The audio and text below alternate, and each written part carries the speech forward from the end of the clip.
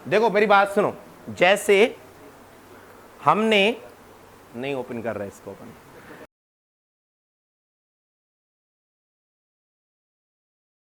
देखो बच्चों जब हम बात करते हैं ट्रांसपोर्ट इन प्लांट्स, यहां पर हमें दो चीजें पढ़नी है। वन, एसेंट ऑफ सेप,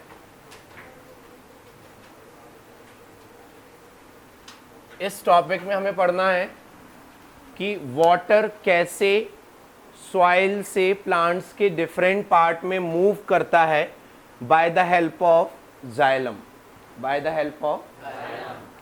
सारे पॉइंट्स को ध्यान से सुनना। जब हम बात करते हैं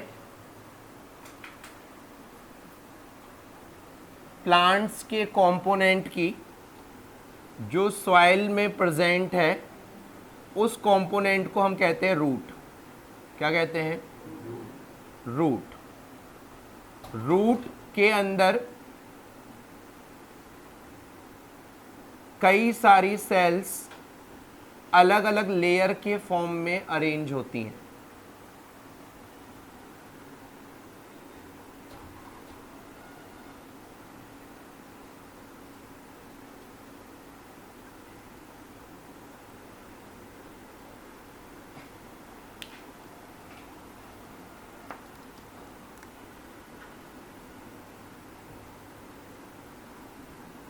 देखो ये है यहां पर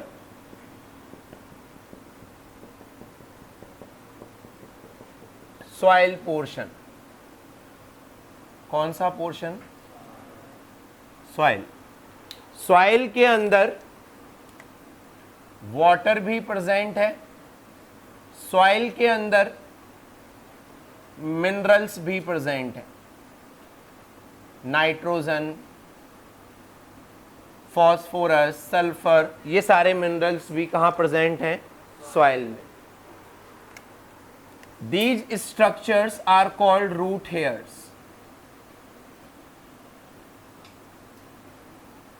ये जो सेल्स हैं ये पैरेन्काइमा की बनी होती हैं।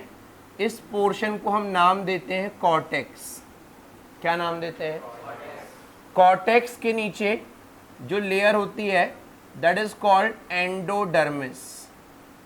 कॉर्टेक्स की जो ऊपर वाली लेयर है जिससे रूट हेयर्स निकलते हैं that is called epidermis. Then ये एक और लेयर होती है that is called pericycle, and then जो मेन कंपोनेंट प्रेजेंट है that is xylem. अब देखो बच्चों, सॉइल में वाटर प्रेजेंट है, मिनरल्स प्रेजेंट है। ओके, समझना इस पॉइंट को। रूट सेल्स में मिनरल्स की कंसंट्रेशन ज्यादा होती है, ठीक है, बाहर कम होती है। बाहर कैसी होती है? कम। अब जब प्लांट्स इन मिनरल्स को यूज करेगा तो यहां मिनरल्स की डेफिशिएंसी होगी। मिनरल्स कहां से कहां मूव करेंगे? लो कंसंट्रेशन टू, यहां पर मिनरल्स हायर कंसंट्रेशन से लोअर कंसंट्रेशन नहीं जा रहे हैं। कहां से कहां जा रहे हैं? Lower to higher. ये पॉइंट बहुत इंपॉर्टेंट है, ठीक है। अब जब minerals lower to higher concentration जा रहे हैं, जब भी कोई चीज अगेंस्ट द कंसंट्रेशन ग्रेडियंट जाती है लोअर टू हायर, तो यहां पर यूज होती है एनर्जी। क्या यूज होती है? That means plants absorb minerals by using energy. The absorption of minerals by plants is the example of active transport. Is the example of active transport. अब समझना बच्चों, यहां पर मिनरल्स की कंसंट्रेशन ज्यादा हो गई जब मिनरल्स एब्जॉर्ब हुए। मिनरल्स मतलब क्या? सॉल्यूट या सॉल्वेंट। मिनरल्स मतलब क्या? सॉल्यूट। क्या? जब यहां सॉल्यूट की कंसंट्रेशन ज्यादा होगी तो यहां सॉल्यूशन कैसा हो जाएगा? हाइपरटोनिक। सोचो अभी तक हमें सॉल्यूट सॉल्वेंट नहीं पता, अभी तक हमको हाइपर हाइपो नहीं पता, हम चुपचाप बैठे होते मुंह बना के, जैसे नींद में से भगाया हो घर वालों ने, यहां आके बैठ गए हो अपन। और अभी बोलो बच्चे बातें करनी है, फिर देखो कैसे मुंह चलता है हमारा। यहां पर मिनरल्स की कंसंट्रेशन ज्यादा है, सॉल्यूट की कंसंट्रेशन ज्यादा है, तो सॉल्यूशन कैसा हो जाएगा?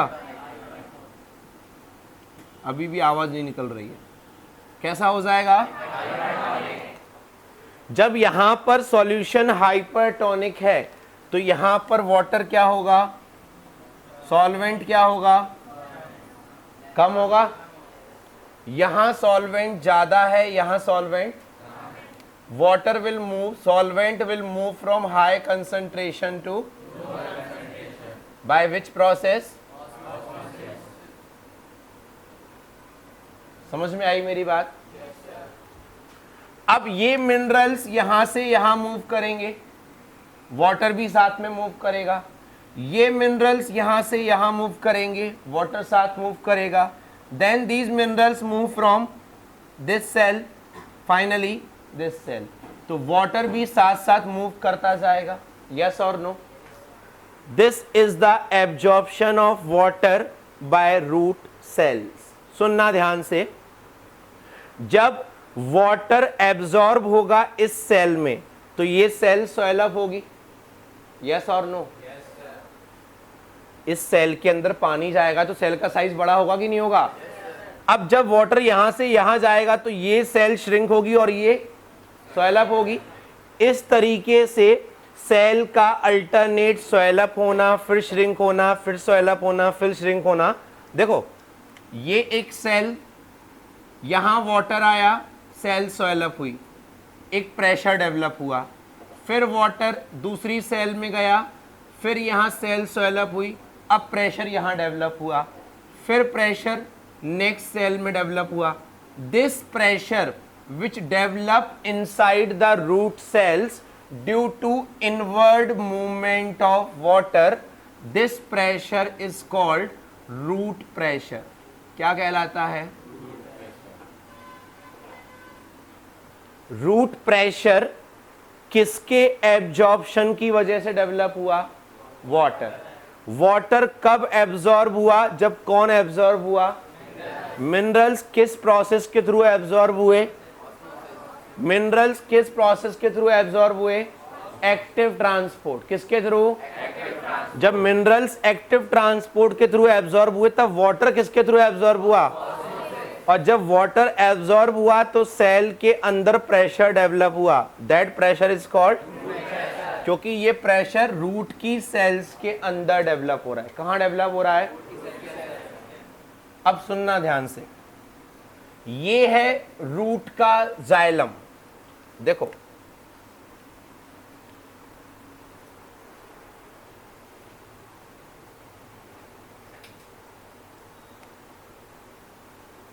ये स्टेम, यहां लीफ प्रेजेंट है, यहां रूट सिस्टम प्रेजेंट है, यहां पर ये है जाइलम कॉलम।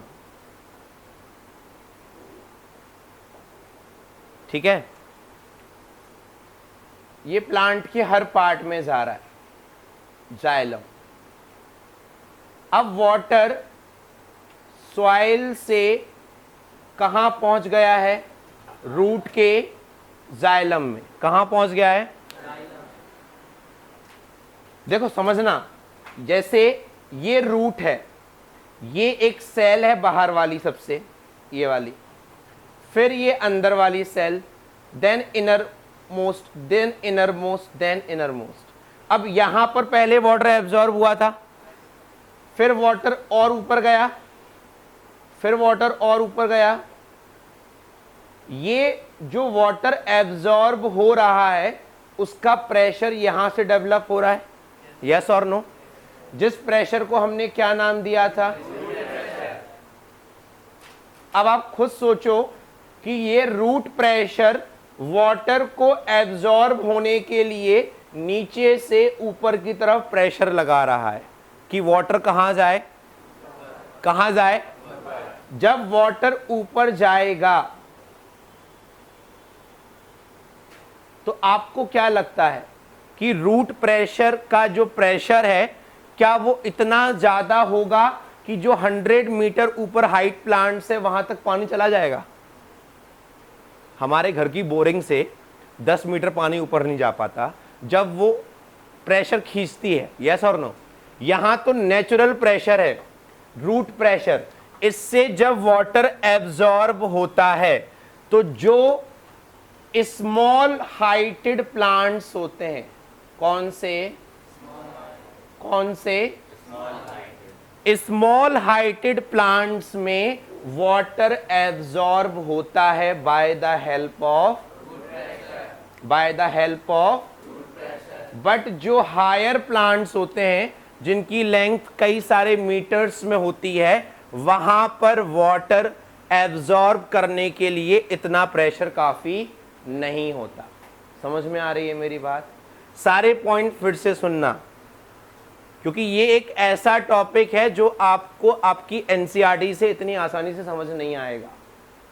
देखो, रूट की जो सेल्स हैं, रूट हेयर्स के थ्रू वो सॉइल से मिनरल्स एब्जॉर्ब करती हैं बाय एक्टिव ट्रांसपोर्ट। जब रूट की सेल्स के अंदर मिनरल्स पहुंच जाते हैं तो वहां का सॉल्यूशन हो जाता है हाइपरटोनिक।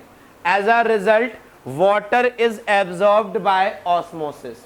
जब वाटर रूट की सेल्स में एब्जॉर्ब होता है तो रूट की सेल्स में एक प्रेशर डेवलप होता है, that pressure is called. But root pressure सिर्फ इतना प्रेशर जनरेट करता है कि वाटर का एब्जॉर्प्शन हो सके सिर्फ कौन से प्लांट्स में? क्लियर ये पॉइंट? अब सुनना ध्यान से। जो स्मॉल हाइटेड प्लांट्स होते हैं, सपोज करो हम इसी की बात कर लें, स्मॉल हाइटेड प्लांट्स में जब रूट प्रेशर के थ्रू वाटर एब्जॉर्ब होता है तो कुछ वाटर फोटोसिंथेसिस में यूज होता है,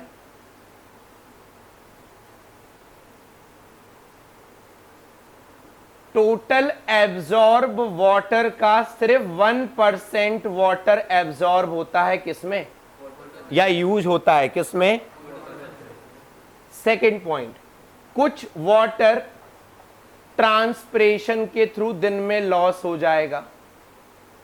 बट छोटे प्लांट्स हैं, वाटर एब्जॉर्ब ज्यादा कर लिया, यूज कम हुआ। किस किस में यूज हुआ? फोटोसिंथेसिस और। अब जो एक्सेस वाटर प्लांट के अंदर बच जाता है, कौन से प्लांट्स के अंदर? वो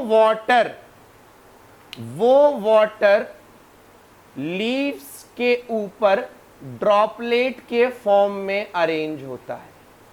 तो जब कभी हम कुछ प्लांट्स में ऊपर ड्रॉपलेट्स देखते हैं, या तो वो ड्रॉपलेट्स ड्यू ड्रॉपलेट्स होती हैं, ओस की बूंदें होती हैं।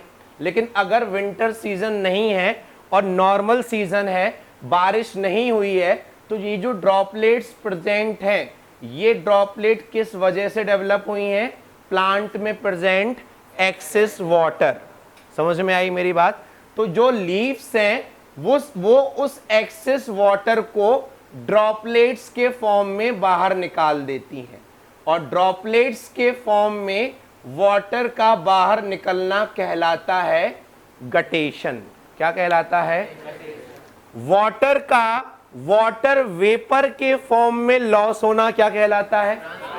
वाटर का वाटर ड्रॉपलेट्स के फॉर्म में लॉस होना क्या कहलाता है? और गटेशन की प्रोसेस सिर्फ कौन से प्लांट्स में होती है?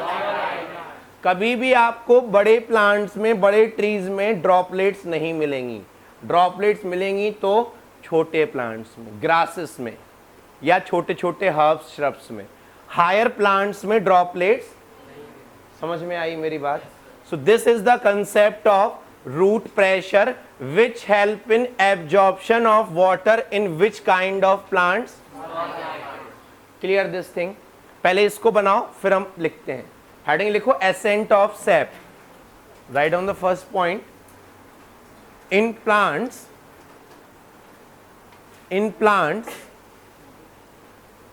root hairs in plants, root hairs absorb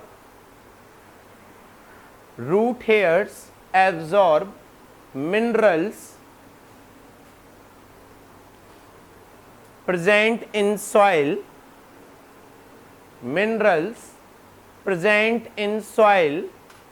by active transport.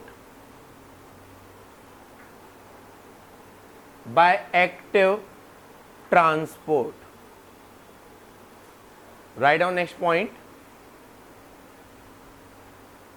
or you can write in bracket of active transport from lower concentration to higher concentration. Active transport के ब्रैकेट में लिख लो from lower concentration to higher concentration. Write down next point. Water present in soil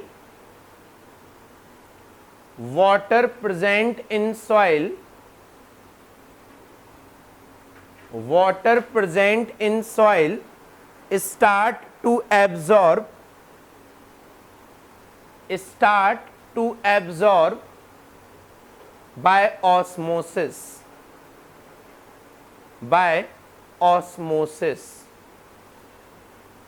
Write down next point.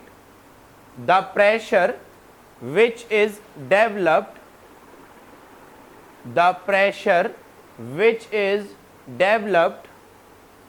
inside the cells of root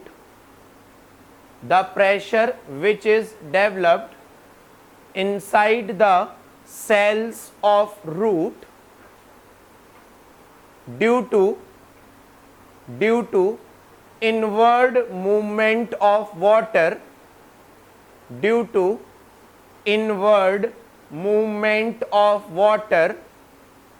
is called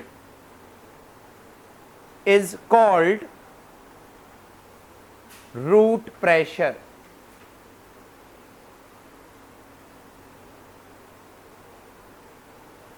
इस point को important mark करना बच्चों. Right down next point. This pressure is sufficient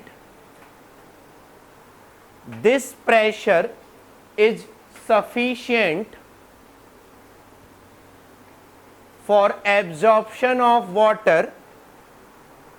This pressure is sufficient for absorption of water in small heighted plants.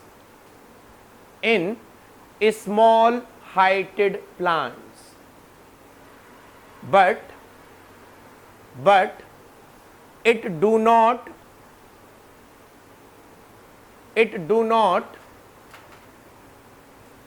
involve in absorption of water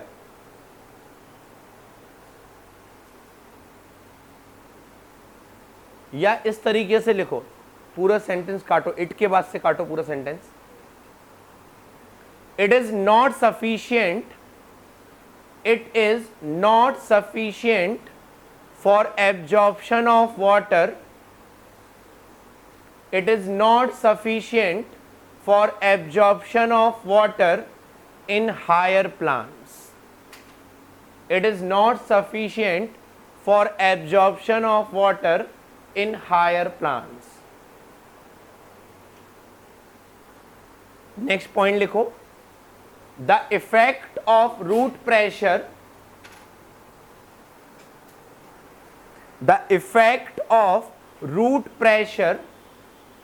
is generally seen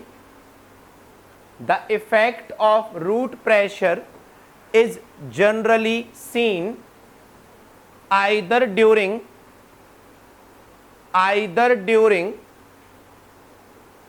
midnight time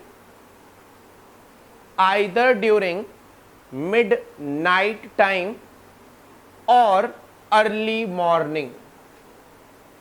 Either during midnight time or early morning. इस point को important mark करना. Now write down heading guttation.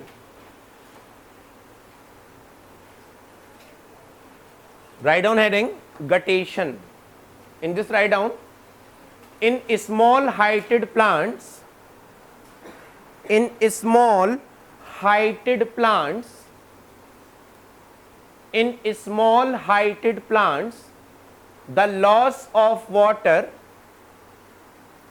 in small heighted plants, the loss of water in water droplets form, the loss of water in water droplets form from the margins of leaf, from the margins of leaf, is known as guttation, is known as guttation. इसी में last point लिखो,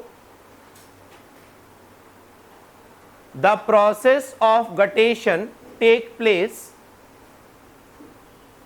the process of guttation take place by the help of, the process of guttation take place by the help of small sized pores, the process of guttation take place by the help of small sized pores present on the margin of leaf, small sized pores present on the margin of leaf, and known as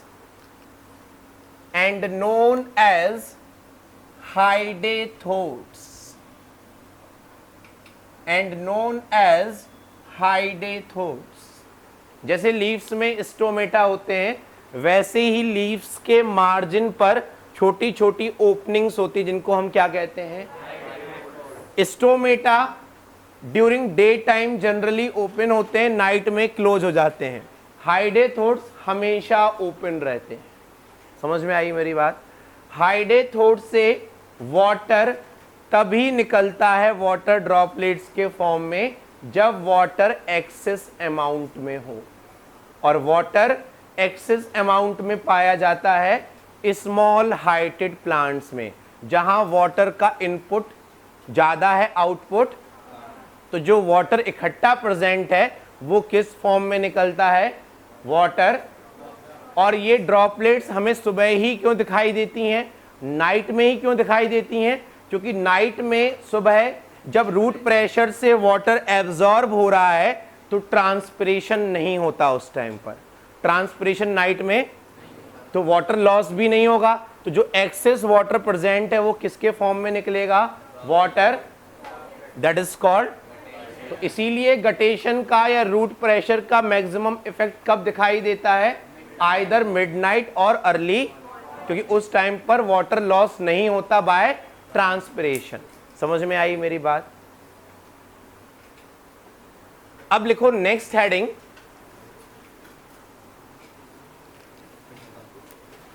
transpiration pull theory, transpiration pull theory, transpiration pull theory. देखो बच्चों सुनो, हमने water का absorption पढ़ा in small heighted plants, in small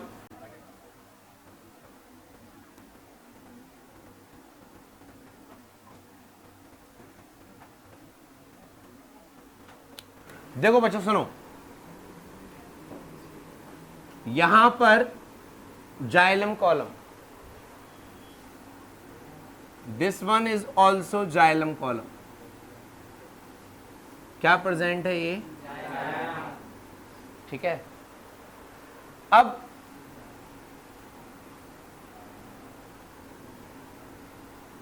यहां पर xylem है root system का, और रूट के चारों तरफ क्या प्रेजेंट होती है, और सॉइल में क्या प्रेजेंट होता है। ठीक है, देखो स्टोमेटा के थ्रू वाटर का लॉस होगा, लॉस ऑफ वाटर किस प्रोसेस के थ्रू, किस प्रोसेस के थ्रू, क्लियर ये पॉइंट। अब जब ट्रांसपिरेशन के थ्रू वाटर का लॉस होगा तो यहां पर इन गार्ड सेल्स में वाटर की डेफिशिएंसी हो जाएगी, यस और नो। जब यहां से स्टोमेटा के थ्रू वाटर का लॉस होगा, हमने कल स्टोमेटा ओपनिंग को पढ़ा था, हमने पढ़ा था कि एक्सेसरी सेल से वाटर एंटर करता है गार्ड सेल्स में, यस और नो। अब गार्ड सेल से वाटर बाहर निकलेगा तो गार्ड सेल्स में वाटर की क्या हो जाएगी, जब यहां वाटर डेफिशिएंट हो जाएगा और यहां वाटर प्रेजेंट है तो water start to move from high concentration to, move करेगा। अब जब यहां डेफिशिएंसी होगी तो ये इस सेल से वाटर लेगा, जब लीफ के इस एरिया में वाटर डेफिशिएंट हो जाएगा तो लीफ का ये एरिया किससे वाटर लेगा, समझ में आ रही है मेरी बात। जब लीफ के जाइलम में वाटर डेफिशिएंट होगा तो वो किससे वाटर लेगा, स्टेम के जाइलम से, यस और नो। यहां वाटर डेफिशिएंट होगा तो ये यहां से वाटर लेगा, यहां वाटर डेफिशिएंट होगा तो ये सॉइल के जाइलम से, रूट के जाइलम से वाटर लेगा, और जब रूट के जाइलम में वाटर कम होगा तो वो कहां से वाटर एब्जॉर्ब करेगा। देखो मेरी बात सुनो, जैसे हमने नहीं ओपन कर रहा इसको, अपन यहां से एक स्ट्रॉ डाला, ठीक है, कोल्ड ड्रिंक पीते हैं ना अपन। अब यहां इस स्ट्रॉ में कहीं पर भी वाटर नहीं है, यस और नो। हम चाहते हैं कि नीचे का जो वाटर है वो स्ट्रॉ के थ्रू ऊपर आए। आप माउथ से पुश प्रेशर लगाते हो या पुल प्रेशर लगाते हो, हम सक्शन प्रेशर लगाते हैं ना, यस और नो। जब सक्शन प्रेशर लगाते हैं तो वाटर धीरे धीरे ऊपर आता है, अरे कोल्ड ड्रिंक ऊपर आती है ना, यस और नो। जब कोल्ड ड्रिंक ऊपर आ रही है तो जो पाइप है वो कैपिलरी का काम कर रहा है, यस और नो, और उसमें सक्शन के थ्रू क्या एब्जॉर्ब हो रहा है, वाटर। क्या एब्जॉर्ब हो रहा है, अगर हम उस स्ट्रॉ से पुश प्रेशर लगाएं, क्या लगाएं, फूंक मारे उस स्ट्रॉ में, तो क्या पानी ऊपर आएगा क्या, यस और नो। मतलब उस स्ट्रॉ से वाटर एब्जॉर्ब करने के लिए हमने ऊपर स्ट्रॉ से कौन सा प्रेशर लगाया, फर्स्ट थिंग। सेकेंड थिंग सुनना, जैसे जब स्ट्रॉ पूरा खाली होता है, हम फर्स्ट टाइम प्रेशर लगाते हैं तो पानी ऊपर आता है धीरे धीरे, कोल्ड ड्रिंक धीरे धीरे ऊपर आती है ना, यस और नो। और जब एक बार प्रेशर बिल्डअप हो जाता है तो क्या हमें उस स्ट्रॉ में कहीं पर भी जगह खाली दिखती है क्या, कंटिन्यूअस फ्लो होता है। यही सिस्टम यहां पर होता है, यहां पर वाटर यहां पर कम है, यहां पर, अरे मान लो यहां कोल्ड ड्रिंक ज्यादा है और यहां कोल्ड ड्रिंक है ही नहीं, यस और नो। प्लांट्स को कोल्ड ड्रिंक पीनी है तो यहां पर अब अपन तो सक्शन प्रेशर लगाएंगे नहीं, पुल प्रेशर लगाएंगे नहीं, प्लांट्स के पास पुल प्रेशर कौन लगाएगा, कैसे लगाएगा, यहां पर वाटर की क्या कर देगा वो, डेफिशिएंसी। जब यहां वाटर कम होगा, यहां पर वाटर ज्यादा होगा, तो water will start to move from high concentration to, तो this is the mechanism of absorption of water in higher plants. जहां पर कौन इन्वॉल्व होता है, और इस थ्योरी को हम क्या नाम देते हैं, क्योंकि ट्रांसपिरेशन कौन सा प्रेशर लगा रहा है। अब एक चीज और सुनो, जब यहां से वाटर एब्जॉर्ब होगा, क्या एब्जॉर्ब होगा, अगर हमने फिजिक्स में ये दो वर्ड पढ़े हो, one is called cohesive force, one is called adhesive force.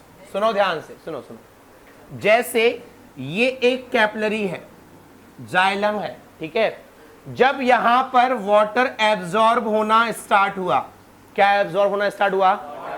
अब ये जो वाटर के मॉलिक्यूल्स हैं ये आपस में एक दूसरे के थ्रू हाइड्रोजन बॉन्ड से अटैच होते हैं। वाटर मॉलिक्यूल्स में कौन से बॉन्ड होते हैं? तो जब हम यहां से सक्शन प्रेशर लगाते हैं तो वाटर मॉलिक्यूल्स एक दूसरे के साथ मूव करना स्टार्ट करते हैं। मतलब वाटर मॉलिक्यूल्स के बीच में जो अट्रैक्टिव फोर्स होता है वो फोर्स क्या कहलाता है? या ये याद रखो, the force of attraction between same kind of molecule is called. और जैसे ही वाटर इस ट्यूब में एब्जॉर्ब होना स्टार्ट होगा तो वाटर और ट्यूब के बीच में भी एक अट्रैक्टिव फोर्स लगेगा। वो फोर्स क्या कहलाता है? क्या कहलाता है? इसका मैं आपको एग्जांपल बताता हूं। जैसे आपने एक कुछ भी वाटर का सोर्स लिया या बॉटल ली, कुछ भी ली, आपने उसमें स्ट्रॉ डाला, यस और नो?